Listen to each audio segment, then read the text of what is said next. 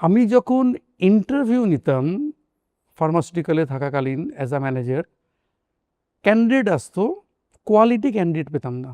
তো then I thought যে এখানে একটা ভ্যাকিউম আছে, why don't I start something যেখানে আমি ট্রেনিং দিয়ে ফার্মাসিউটিক্যাল ইন্ডাস্ট্রিকে কোয়ালিটি ক্যান্ডিডেট প্রোভাইড করব। এগুলো আজকের কথা। তখন যেটা ভেবেছিলাম আমি একটা কোচিং সেন্টার করি। সেইভাবে আমার পথ শুরু। তখন আমার বিয়েও হয়ে গেছে। চাকরি ছাড়ার কথা যখন মাকে আর মিসেসকে বললাম, they encourage me a lot. Lucky আপনি, একদম প্রচন্ড লাকি। একদম। তারপরে আমি ক্যারিওগ্রাফ শুরু করলাম।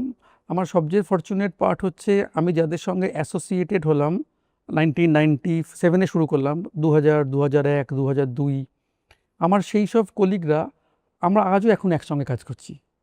সো ক্যারিওগ্রাফের যেটা লিডারশিপ, সেটা হচ্ছে আমাদের একটা খুব স্ট্রং বন্ডিং। আজকে ক্যারিওগ্রাফে ডে টু ডে ফাংশনিং আমাকে দেখতে হয় না, আমাদের এন্টায়ার টিমটা প্রচণ্ড স্ট্রং। আমাদের ছাত্রদের যদি কখনো কোনো স্কোপ হয় জানবেন, জিজ্ঞেস করবেন, আমরা যে এফার্টটা জেনুইন দিই। সবাই যে ভালো কোম্পানি পাবে তা হয় না, কিন্তু আমাদের দিক থেকে কোনো ত্রুটি আমরা রাখি না তার ডেভেলপমেন্টের জন্য।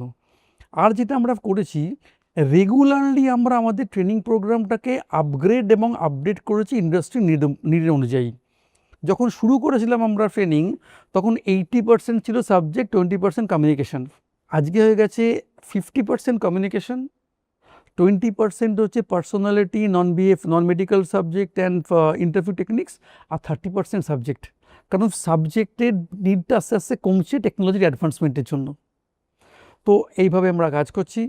আমাদের ছাত্ররা আজকে এমন কোনো কোম্পানি নেই যেখানে তারা জব করছে না।